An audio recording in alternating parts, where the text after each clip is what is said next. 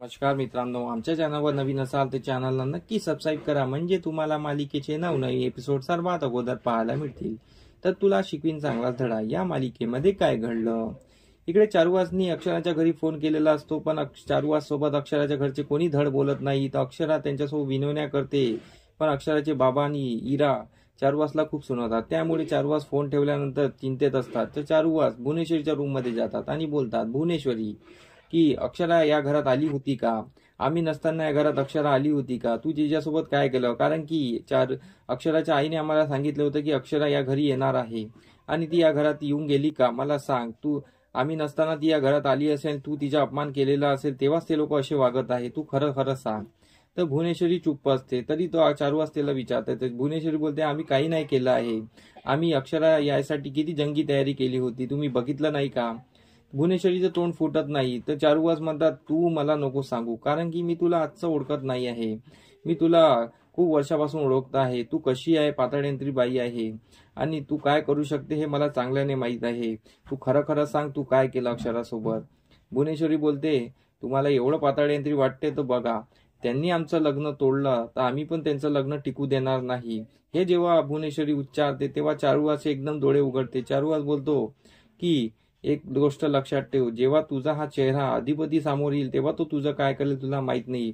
आता तो इतका रागात आहे आणि अशा वेळेस जर त्याला तुझा चेहरा माहीत पडला तर तुझं काय काय होईल याची गॅरंटी मी देऊ शकत नाही।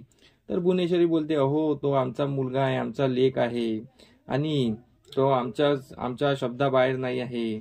ती अशी ठाम मताने बोलत असते। तर चारुवास बोलतो, ठीक आहे, आपण बघू समोर।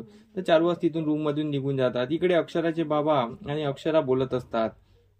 तर अक्षराचे बाबा बोलते की त्यांनी जे पत्रामध्ये लिहिलेलं आहे खूप वाईट लिहिलेलं आहे आणि त्यांच्या या वागण्याला आम्ही सपोर्ट करू शकत नाही आणि अधिपती असे बोलू शकतात, त्यांच्या आईसाहेबासाठी ते असे करू शकतात, ते तुझा काय मान करणार? आणि याच्यानंतर त्यांच्या घरून जर कॉल आला तर मी तुझ्या मोबाईलमध्ये त्यांचा नंबर ब्लॉक करून टाकेल आणि त्यांच्या घरच्यांचाही नंबर ब्लॉक करून टाकेल। हे लक्षात ठेव, त्यांच्याशी काही संबंध ठेवायचा नाही। तू आता सूर्यवंशी राहिलेली नाही आहे, तू आता आमच्या घरी राहशील आणि मी तुला तिथे पाठवणार नाही, असं त्याचं म्हणणं असतं। तर इरा पण मधात बोलते, हो बाबा, की त्यांना काही अक्कल नाही आहे, त्यांच्यासोबत असं वागणं चुकीचं आहे आणि त्यांनी जे वागलेलं आहे ताईसोबत ते खूपच चुकीचं आहे।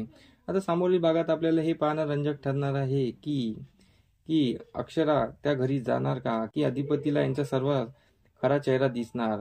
तर आमचा एपिसोड बघत राहा, आम्ही तुम्हाला नवनवीन एपिसोड देत राहू, नवनवीन अपडेट देत राहू। धन्यवाद मंडळी। तुम्हाला आमचा व्हिडिओ कसा वाटला हे आम्हाला कमेंटद्वारे नक्की कळवा, तेव्हा आम्ही तुमच्या प्रतिसादाला उत्तर नक्की देऊ आणि आमचे व्हिडिओ बघत राहा। आमचा व्हिडिओ किती छान वाटतो हे आम्हाला कमेंटमध्ये नक्की सांगा। धन्यवाद।